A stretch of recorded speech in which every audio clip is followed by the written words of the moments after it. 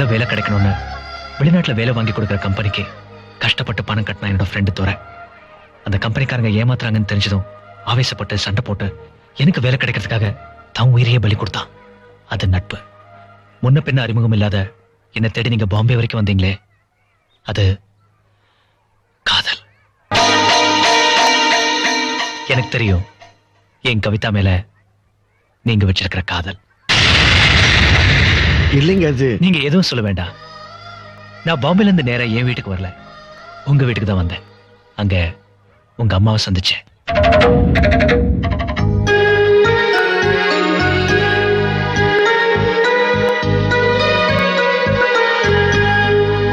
உங்க அம்மா சொன்ன பதில்ல இருந்து அவங்க கவிதாவை உங்களுக்கு பொண்ணு பார்த்தாங்கன்னு தெரிஞ்சது. அதுல இருந்து நான் எல்லாம் தெரிஞ்சுக்கிட்டேன். செத்து போன என்னோட ஃப்ரெண்டு துரையை தேடி யாரோ வந்துட்டு போனதா பாம்பேல நான் தங்கியிருந்த பழைய ஹவுஸ் ஓனர் போன்ல சொன்னாரு. அவர் கொடுத்த இந்த விசிட்டிங் கார்டுல தான் உங்க அட்ரஸ் தெரிஞ்சுக்கிட்டேன். அவர் வீட்டுல கிடைச்ச இந்த கொலுசு மாலையில தான் நீங்க தேடி வந்தது என்னன்னு நான் தெரிஞ்சுக்கிட்டேன். இப்ப எனக்கு தெரிய வேண்டியது ஒரே ஒரு விஷயம் மட்டும்தான். கவிதா மேல நான் வச்சிருக்கிற காதல் பெருசா இல்ல நீங்க வச்சிருக்கிற காதல் பெருசா? கவிதாக்காக வரதட்சணை தேடி போன என் காதல் பெருசா, அவளுக்காக வரணையே தேடி வந்த உங்க காதல் பெருசா? நான் சொல்றேன் உங்க காதல் தான் சிறந்ததுன்னு. அப்படி இல்லை. நீங்க சொல்றீங்க என் காதல் தான் சிறந்ததுன்னு. நான் பெஸ்ட்னு சொல்லிக்கிறத விட நீங்க பெஸ்ட்னு சொல்றவர் தானே உண்மையிலேயே பெஸ்ட் இல்ல மிஸ்டர் ரமேஷ்? விட்டு கொடுக்கறதுனால தான் நட்பும் தியாகம் செய்யறதுனால தான் காதலும் இந்த உலகத்துல வாழ்ந்துட்டு இருக்கு. நட்பா தியாகமா? உங்களுக்காக நான் எதையும் செய்ய தயாரா இருக்கேன். கேளுங்க, உங்களுக்கு என்ன வேணும்?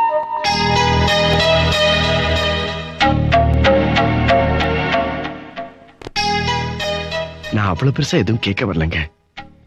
எனக்கு ஒரு சத்தியம் மட்டும் பண்ணி கொடுங்க. நான் கவிதாவை பொண்ணு பார்க்க வந்த மாப்பிள்ள, கவிதாவை கல்யாணம் பண்ணிக்கிதான் இந்த ஊருக்கு வந்தேன்.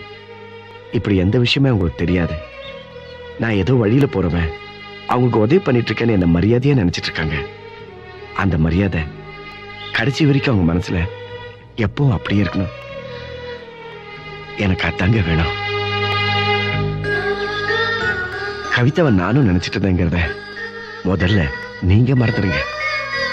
இந்த கல்யாணத்துக்கு அப்புறம் நீங்க நல்லா இருக்கும் போதும் சரி, சோகமா இருக்கும் போதும் சரி, சந்தோஷமா இருக்கும் போதும் சரி, துக்கமா இருக்கும் போதும் சரி, எந்த சூழ்நிலையிலும் நாம இங்க பேச எதையுமே கவிதா கிட்ட பேச மாட்டேன்னு எனக்கு சத்தியம் பண்ணி கொடுங்க.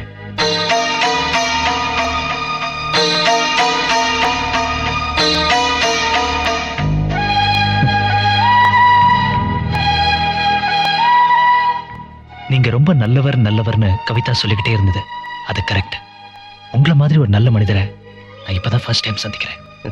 இது என்னங்க, உங்களை மாதிரி ஒரு நல்ல மாப்பிளைய இந்த நாடே இப்பதான் ஃபர்ஸ்ட் டைம் பாக்குது.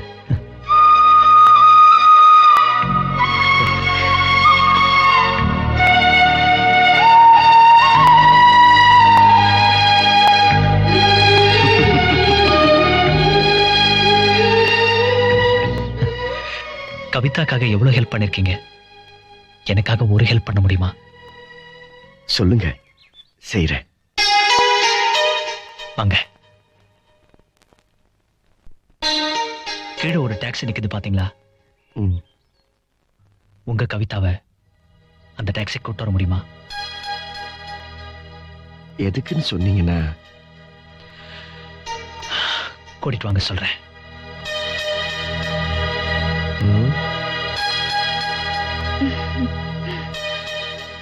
என்னங்க, ஒரு நிமிஷம் இங்க வாங்களேன். என்ன?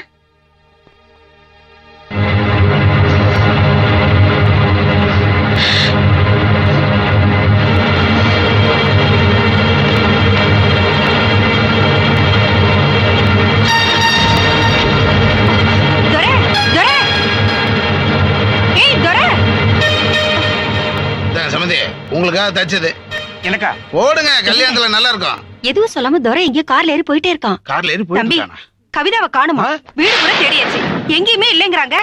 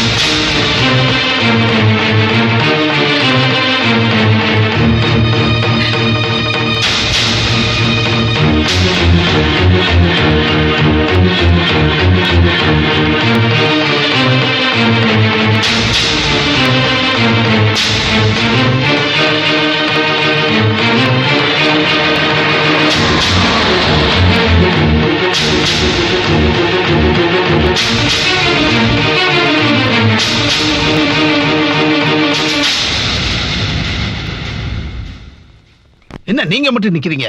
எங்க தோர கவிதா?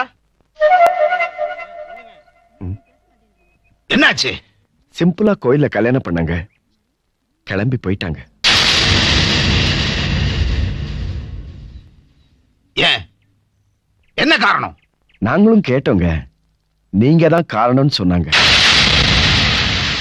ஒரு வீட்டுல காவலுக்கு நிக்கிற நாயை கூட காசு கொடுத்துதாங்க வாங்கிட்டு வரோம்.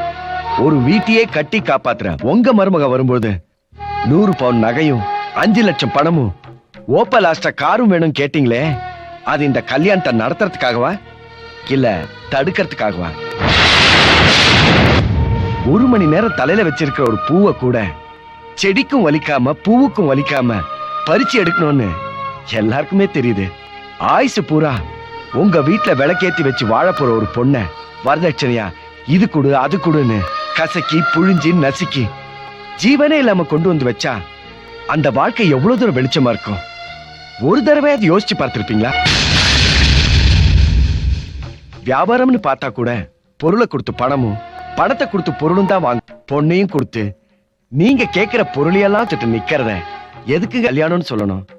கொள்ளை அடிக்கிறது மொட்டை அடிக்கிறதுன்னு சொல்லிட்டு போக வேண்டியதானே? எல்லா இளைஞர்களுக்குமே கல்யாணத்துக்கு முன்னாடி தன்னோட மனைவியை தெரிஞ்சுக்கணுங்கிற ஆசை இருக்கு. அதனால்தான் காதலுங்கிற ஒண்ணு உருவாகுது. கல்யாணம்னாவே பொண்ணுக்கு பையனையும் பையனுக்கு பொண்ணையும் நாம தான் முடிவு பண்ணணும்னு எல்லா பெத்தவங்களும் நினைக்கிறீங்க. காதல் கல்யாணம்னாவே கண்ணை முடிக்கிட்டு ஒவ்வொரு வீட்லயும் எதிர்க்கிறீங்களே, ஏன்? அது காசும் பணமும் காரும் பங்களாவுமா வரதட்சணை வராதுங்கிற ஒரே காரணம் தானே. 2 வருஷம் எங்கேயோ போய் கஷ்டப்பட்டு நீங்க கேட்டதெல்லாம் கொண்டு வந்து உங்க வீட்டுல வச்சுட்டு அவங்க விரும்பின அன்பையும் மனசை எடுத்துக்கிட்டு அவங்க போயிட்டாங்க.